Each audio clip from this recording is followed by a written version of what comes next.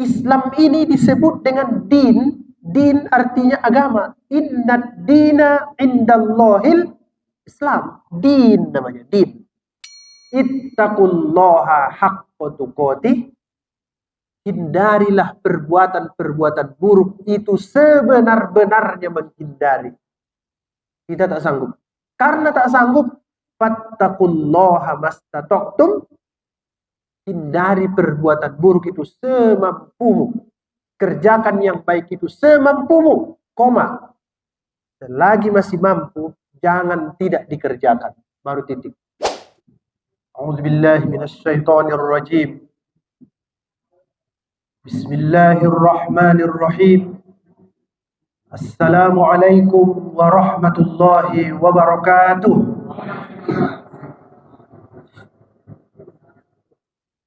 Alhamdulillah nahmaduhu wa nasta'inuhu wa nastaghfiruhu wa na'udzu billahi min shururi anfusina wa min sayyiati a'malina. Man yahdihillahu fala mudilla lahu wa man yudlil fala hadiya lahu. Asyhadu an la ilaha illallah wa asyhadu anna Muhammadar Rasulullah. Saya hormati Bapak Ketua BKM dan Ketua STM, kemudian Bapak-bapak, Ibu-ibu yang saya muliakan, yang pada malam hari ini kembali meluangkan waktu untuk mempelajari Al-Quran. Bapak-bapak, Ibu-ibu yang saya hormati, sesuai dengan kesepakatan, saya akan bercerita menafsirkan Al-Quran tentang ayat-ayat yang terkenal di masyarakat, supaya berbekas dalam kehidupan kita ayat-ayat yang sering kita dengar itu. Malam ini saya akan bercerita tentang surah Ali Imran ayat 102. Mudah-mudahan bisa dibawa pesan-pesannya dalam kehidupan kita sehari-hari. Pasti ayat ini sering didengar. Bunyinya, ya ayyuhalladzina amanu taqullaha haqqa tuqatih wa la tamutunna illa wa antum muslimun. Itulah yang mau kita bahas. Bapak-bapak yang sholat Jumat pasti khatib membaca ini. Karena dalam mazhab Syafi'i, salah satu rukun khutbah itu harus berwasiat takwa. Inilah ayat yang sering dibaca. Biarpun ada ayat lain, ini yang sering dibaca. Ya ayyuhalladzina amanu taqullaha haqqa tuqatih wa la tamutunna illa wa antum muslimun. Kata khatib itu. Apa maksudnya itu? Wahai orang-orang yang beriman, bertakwalah kepada Allah dengan sebenar-benar takwa kepadanya. Benar-benarnya. Dan janganlah kamu mati kecuali dalam keadaan muslim. Inilah dia. Janganlah kamu mati kecuali dalam keadaan muslim. Hai orang yang beriman. Siapa itu Pak Ustadz? Kita-kita inilah. Karena sudah mengucapkan 2 kalimat syahadat. Jadi kita dipanggil ini. Ceritanya ini kita dipanggil. Baru dia katakan, ittaqullah haqqa tuqatih. Bertakwalah kamu kepada Allah sebenar-benar takwa. Apa itu takwa Pak Ustadz? Supaya gampang saya kasih contoh. Ada kereta. Mau ditabraknya kita, baru kita minggir. Menghindar kita dari kereta itu boleh disebut takwa namanya. Artinya apa? Menghindar. Gitulah supaya gampang kita ingat. Apa maksudnya? Menghindar dari perbuatan buruk. Itu takwa. Payah itu Pak Ustadz. Mudah dibilang, payah dikerjakan. Bilangkannya mudah itu. Menghindar dari perbuatan buruk. Apalagi dinaikkan lagi. Menghindar dari pikiran buruk. Lebih payah lagi itu. Apa-apa yang melintas di kepala kita. Baru kata dia, haqqa tuqatih, menghindarlah kamu dari yang buruk itu sebenar-benar menghindar. Sekali lagi saya ulang. Menghindarlah kamu dari perbuatan yang buruk itu sebenar-benar menghindar. Haqqa tuqatih. Kata Ibnu Mas'ud, tidak boleh maksiat sedikit pun. Kita ini sebenarnya tidak bisa menghindar 100% dari perbuatan buruk. Tak bisa. Nah, solusinya apa Ustaz? Untung ada ayat Al-Quran yang mengatakan fattaqullaha mastata'tum. Kalau yang tadi ittaqullaha haqqa tuqatih. Bertakwalah, hindarilah perbuatan buruk itu sebenar-benarnya kamu hindari. Pakai helm, bawa SIM ke masjid. Bayangkan itu. Kalau mau ekstrim-ekstrim, lucu kali lah itu kan. Kalau mau betul-betul. Karena patuh. Kata dia, fattaqullaha mastata'tum, bertakwalah kepada Tuhan semampu. Pertanyaannya, masih banyak kita yang di sini masih mampu menghindari yang buruk, tapi kita kerjakan. Ada? Kena lagi balik. Jadi dia sebut ittaqullah haqqa tuqatih, tak sanggup. Kalau begitu bertakwalah semampu. Surah At-Taghabun, fattaqullaha mastata'tum. Tapi kadang masih mampu kita bertakwa tapi tak kita kerjakan. Ada? Jadi gimana ini jadinya? Kasih contoh. Mampu nggak bapak-bapak bangun sholat subuh dan jalan ke masjid ini? Kenapa tak datang? Berarti ayat yang tadi tak bisa dikerjakan, yang ini pun tak bisa dikerjakan. Jadi bagaimana ini jadinya?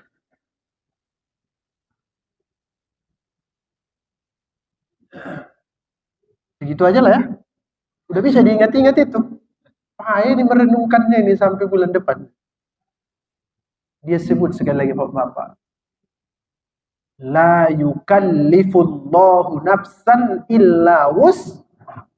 Tuhan tidak membebani manusia kecuali dengan sesuai dengan kesanggupannya. Masalahnya kadang kecil dikasih Tuhan beban, kita anggap besar. Masalah lagi balik. Beginilah manusia ini sebenarnya. Bapak ibu-ibu yang saya hormati, kalau begitu Pak Ustadz, apa yang harus kami lakukan? Begini Pak, selama masih sanggup melakukan perintah Tuhan itu, laksanakan. Karena kalau haqqu tuqatih tak bisa dikerjakan, fattaqullaha mastata'tum pun tak mau, bagaimana lagi kita itu? Habislah. Sebenar-benar takwa tak sanggup Pak Ustaz. Kalau begitu semampu, masih mampu pun tak dikerjakannya juga. Jadi yang mana lagi yang harus membuka pintu surga supaya kita masuk surga? Tak ada kesempatan lagi. Nah, ada sahabat-sahabat Nabi bertanya begini. Susahlah wahai Rasul, bagaimana kami mengerjakan itu? Kan sulit sekali itu. Haqqu tuqatih susah. Kalau begitu, fattaqullaha mastata'tum. Semampumu. Saya kasih contoh Pak, yang sulit-sulit itu dalam hidup kita ini. Nanti bolehlah Bapak pilih mana yang harus dikerjakan. Cerita-cerita pribadi sebagian, pengalaman-pengalaman. Bisa nggak haqqu tuqatih itu dan fattaqullaha mastata'tum itu dikerjakan? Nah, kita kadang ini masih mampunya kita, tapi tak kita kerjakan. Tak kita kerjakan. Banyak itu Pak. Kira-kira kita umur-umur segini, mampu nggak bangun jam 4 untuk tahajud? Mampu itu. Nah, ini dari segi perbuatan.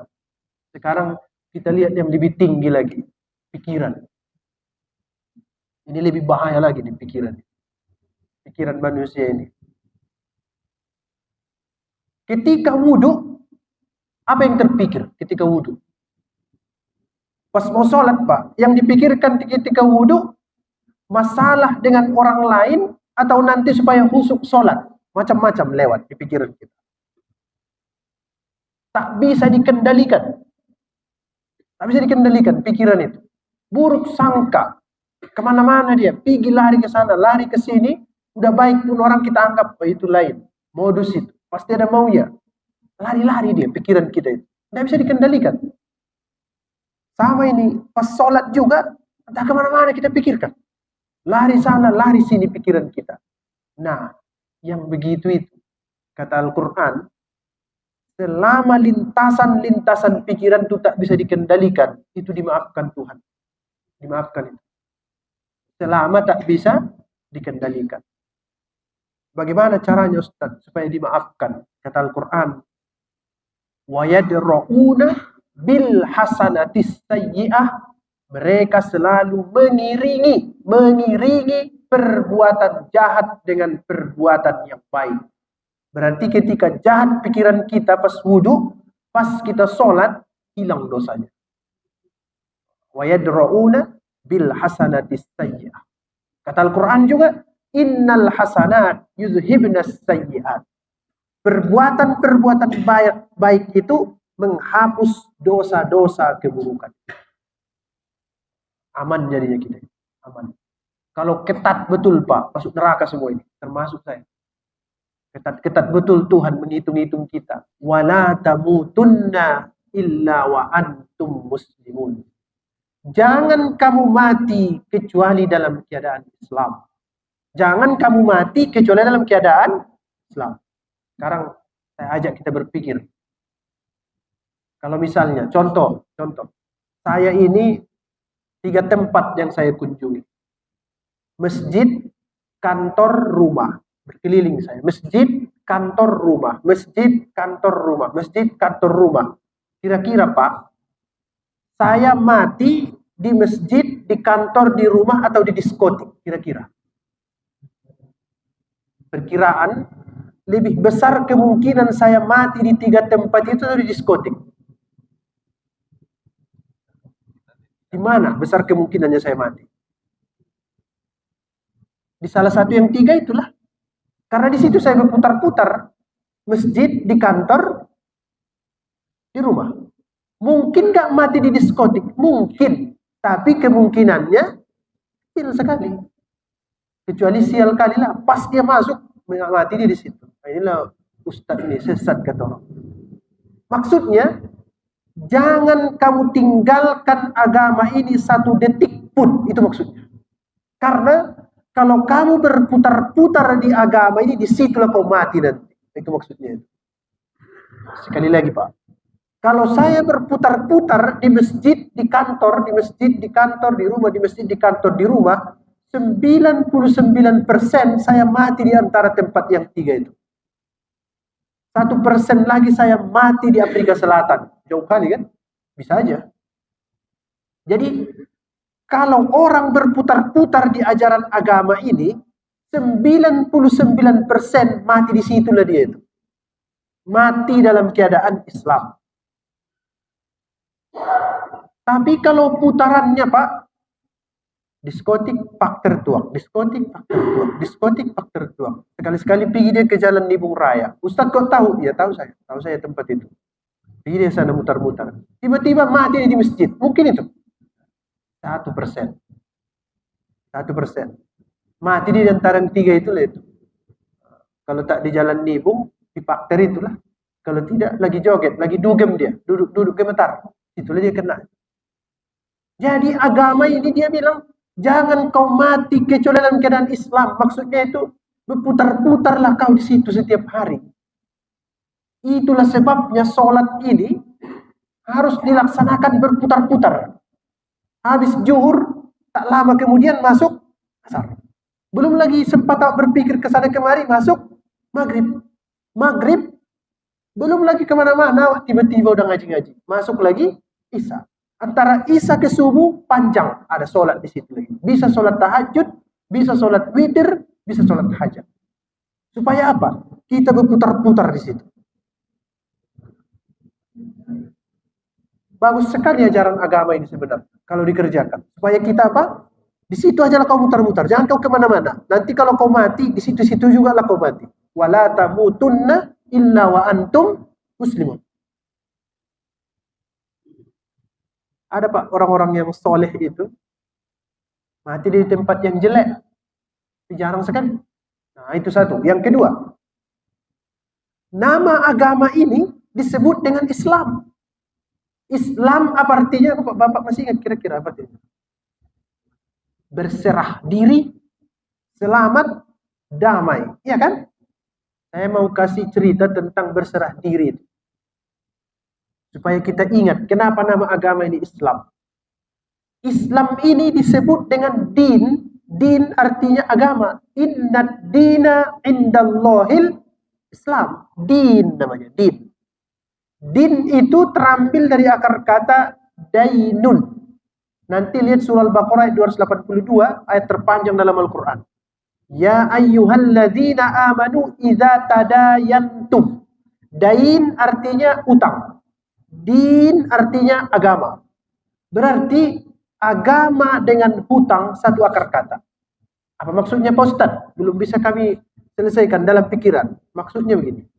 Manusia ini sebenarnya makhluk yang berhutang kepada Tuhan. Berapa itu Pak harga ginjal kalau disuruh Tuhan bayar? Habis gaji 1 tahun, belum tentu dapat. Berapa itu harga tangan sebelah kalau disuruh Tuhan bayar? Bisa dibayar. Harga kuping, harga ini, kornea mata ini, itu ada smek di jalan apa itu? Skandar Muda itu. Sekali operasi puluhan juta. Itu belum ganti itu, cuma dibetul-betuli aja. Kalau ganti, berapa itu? Berapa harga otak? Ada satu lagi yang lebih aneh. Tidak ada harganya. Tapi kalau tak ada itu, tak bisa hidup. Namanya ruh. Ini lebih bahaya lagi. Tak bisa dijual. Tapi kalau tak ada itu, tak bisa hidup. Jadi kita ini berhutang kepada Tuhan. Dibilang Tuhan, kau tak bisa kau bayar itu. Yang ku minta samamu, sholat. Baru lari dia. Tak mau aku sholat. Datang malaikat. Bayangkanlah malaikat itu macam debt collector. Kau berhutang sama Tuhan. Sholat kau. Lari dia. Cocoknya dia apakan itu. Kalau debt collector ada yang lari tak mau bayar. Dia apakan Pak sama debt collector itu biasanya. Tuhan itu baik. Ar-Rahman, Ar-Rahim.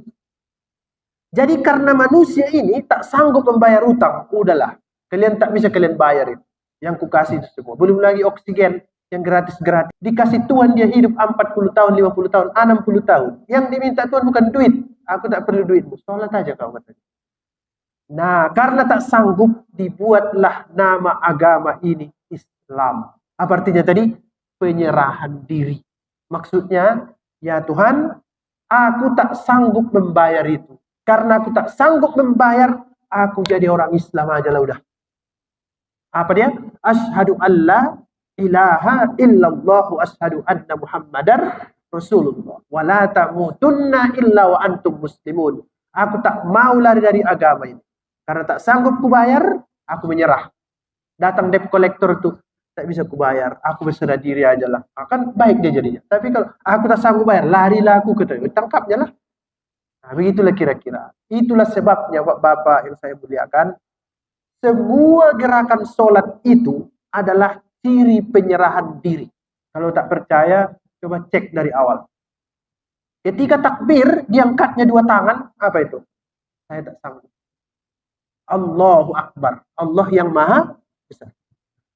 Ya Tuhan, aku tak sanggup. Kutundukkan kepalaku kepadamu. Kata Pak Quraisy Shihab, seluruh bentuk penghormatan yang ada di dunia ada dalam sholat. Sekali lagi. Seluruh bentuk penghormatan yang ada di dunia ada dalam gerakan sholat. Kalau yang ruku-ruku itu apa itu? Jepang. Gitu dia. Hormati.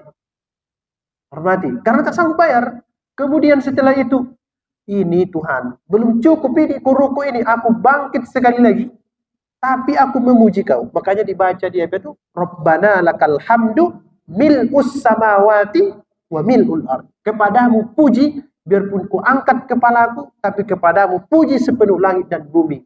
Ini pun tak cukup, ku letakkan kepalaku sejajar dengan kakiku. Apa namanya? Sujud. Tak sanggup bayar. Sujud. Tapi aku tak tahan lama-lama ini sujud nih. Duduk sebentar, tapi aku berdoa kepadamu. Rabbighfirli, Tuhanku, ampuni aku. Tak bisa bayar. Rabbighfirli, warhamni, sayangi aku. Wajburni, warfa'ni, warzuqni, wahdini. Baru, wa'afini, maafkan aku. Wa'fu anni, hapuskan dosa-dosa. Habis itu, letakkan lagi jidat. Taruh ke situ, ke tempat yang paling hina. Subhana rabbiyal a'la wa bihamdi. Itulah Pak sebenarnya. Sholatlah, jangan tak sholat. Dan dia tinggalkan lagi sholat. Nanti malam marah malaikat Israel, mengamuk dia. Ini kawan dia udah 60 tahun, utangnya banyak, tak sholat-sholat dia. Kan bahaya sekali kan? Datang, berserah diri kepada Allah. Wala tamutunna illa wa antum muslimun. Begitulah ajaran agama kita. Bapak yang saya hormati, saya kira itu yang dapat saya sampaikan. Karena makin lama makin seram saya dengar ceramahnya ini. Nanti tak datang pula bulan depan lagi. Gara-gara ini kan. Yang pertama, ittaqullaha haqqa tuqatih. Hindarilah perbuatan-perbuatan buruk itu sebenar-benarnya menghindari. Kita tak sanggup. Karena tak sanggup, fattaqullaha mastata'tum. Hindari perbuatan buruk itu semampumu. Kerjakan yang baik itu semampumu. Koma. Selagi masih mampu, jangan tidak dikerjakan. Baru titik. Baru yang terakhir tadi, berislamlah. Artinya, serahkan dirimu, putar-putar dirimu di agama ini. Nanti ketika kamu mati di situ. Ingatlah Pak cerita masjid kantor rumah tadi. Putar-putar kamu di situ. Dan ingat, kamu berhutang kepada Tuhan. Cara membayarnya Islam. Apa itu tadi? Penyerahan diri. Serahkan diri. Datang sholat. Jangan tak sholat. Baru yang terakhir yang mau saya sampaikan. Saya senang sekali Bapak udah capek-capek tetap konsisten dalam mengikuti pengajian ini. Mudah-mudahan yang disampaikan ini karena ayat-ayat Al-Quran bisa membekas dalam diri kita.